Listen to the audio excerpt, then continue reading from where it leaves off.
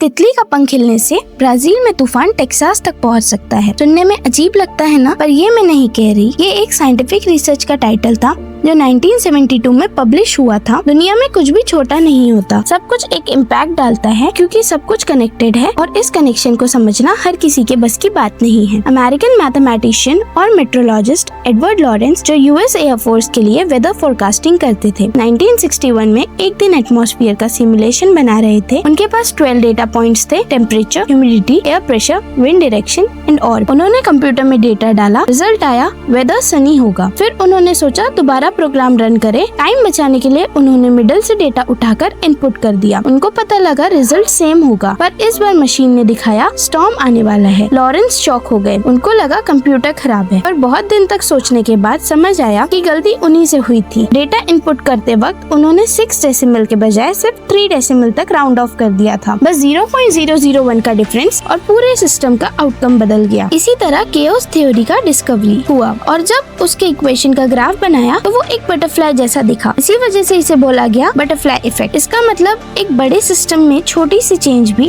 पूरी दुनिया बदल सकती है। सोचो अगर तुमने ये वीडियो क्लिक ना किया होता तो तुम्हारी लाइफ एक और डायरेक्शन में चलती, पर अब तुमने क्लिक किया है और तुम्हारा ये छोटा सा डिसीजन तुम्हारे फ्यूचर डिसीजन को अफेक्ट करेगा और वही है बटरफ्लाई इफेक्ट। वर्ल्ड वॉर 1 की स्टोरी भी इसी का एक एग्जाम्पल है, जिसमें 2 करोड़ लोग मरे और ये सब शुरू हुआ एक गलत टर्न से। 28 जून 1914 को हंगरी का प्रिंस अपनी वाइफ के साथ ड्राइव पर गया था। ड्राइवर से गलती हुई, उसने गलत टर्न ले लिया और वो कार एक ऐसे कैफे के सामने पहुंच गई जहाँ सर्बिया का गैवरिलो प्रिंसिप, जो प्रिंस का हेटर था, सिर्फ सैंडविच खाने आया था। उसने प्रिंस को देख लिया और गोली मारकर दोनों की जान ले ली। हंगरी ने सर्बिया को ब्लेम किया और धीरे धीरे पूरी दुनिया 2 कैंप्स में डिवाइड हो गई और शुरू हो गई दुनिया की सबसे बड़ी लड़ाई, वर्ल्ड वॉर 1। सोचो अगर ड्राइवर ने उस दिन सही टर्न ले लिया होता तो प्रिंस जिंदा होता। वर्ल्ड वॉर 1 शायद कभी होता ही नहीं और दुनिया का टेक्नोलॉजिकल रेवोल्यूशन ही डिले हो जाता। सिर्फ एक टर्न और पूरी दुनिया बदल गई। इसी वजह से तुम्हारी लाइफ में जो कुछ भी हो रहा है वो इररिलेवेंट नहीं है, वो एक चेन रिएक्शन है जो तुम्हारी फ्यूचर लाइफ को शेप करेगा। ये कॉन्सेप्ट देखकर मेरा दिमाग हिल गया और इसलिए मैंने मॉर्गन हॉसल की latest book same as ever मंगाई। उससे मैंने सीखे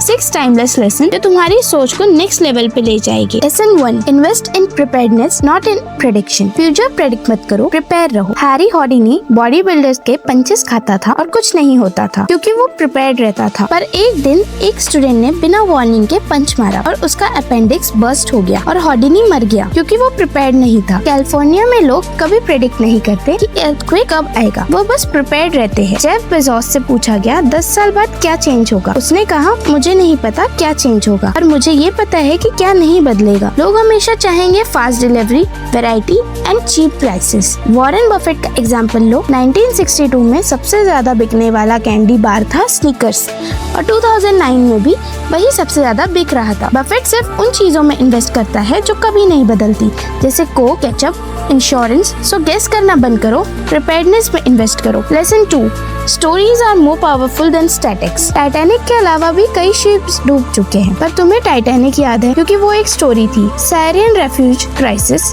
में हजारों लोग मरे पर दुनिया तब हिली जब एक 3 साल के बच्चे की फोटो वायरल हुई। डार्विन से पहले भी लोग एवोल्यूशन थ्योरी बोल चुके थे, पर दुनिया में सिर्फ डार्विन को जानती थी क्योंकि उसने एक स्टोरी दी। ऑथर युवल नोआ हरारी बोलते थे, मैंने कुछ नया डिस्कवर नहीं किया, मैंने बस फैक्ट्स को स्टोरी के रूप में दिया है। दुनिया को लेक्चर्स नहीं, मेमोरेबल स्टोरीज चाहिए। Lesson 3, seek permanent information. Information 2 type की होती है, एक्सपायरिंग जैसे न्यूज एंड गॉसिप और परमानेंट जैसे हिस्ट्री और साइकोलॉजी। एक्सपायरिंग इन्फॉर्मेशन तुम्हारी लाइफ चेंज नहीं करेगी। परमानेंट इन्फॉर्मेशन तुम्हें समझाती है कि क्यों चेंजेस जरूरी होते हैं और फ्यूचर में भी कैसे होती रहेगी ये चीजें। हमेशा वही परमानेंट इन्फॉर्मेशन तुम्हें समझाती है कि क्यों चीजें होती है और फ्यूचर में भी कैसी होती रहेगी। हमेशा वही कंटेंट कंज्यूम करो जो 5-10 साल बाद भी रेलेवेंट हो। Lesson 4, events breed innovation. Innovation तभी होता है जब सर्वाइवल डेंजर में हो। 1930 की डिप्रेशन में फैक्ट्रीज का आउटपुट 41% बढ़ गया। वर्ल्ड वॉर 2 के time radar, GPS, antibiotics, microwave oven, internet तक इन्वेंट हुआ। अगर दुनिया से बुरी इवेंट्स हटा दो तो इनोवेशन भी खत्म हो जाएगा। इसलिए अपने लिए छोटी वॉर लाइक सिचुएशन बनाओ, प्रेशर लो, डिसिपियर हो जाओ और खुद पर काम करो। Lesson 5, world is driven by envy not greed. Charlie Munger बोलते थे, दुनिया ग्रीड से नहीं जेलसी से चलती है। 1950 में लोग सिंपल लाइफ में खुश थे। आज सबके पास हेल्थ केयर, एजुकेशन और टेक्नोलॉजी है, पर खुशी कम है क्योंकि सोशल मीडिया ने कंपैरिजन ग्लोबल बना दिया है। फ्रांस का एक प्रोवर्ब है, हैप्पीनेस इजी है पर दूसरों से ज्यादा खुश रहना इम्पॉसिबल है। वेल्थ और हैप्पीनेस रिलेटिव है, एब्सोल्यूट नहीं। Lesson 6, never meet your heroes.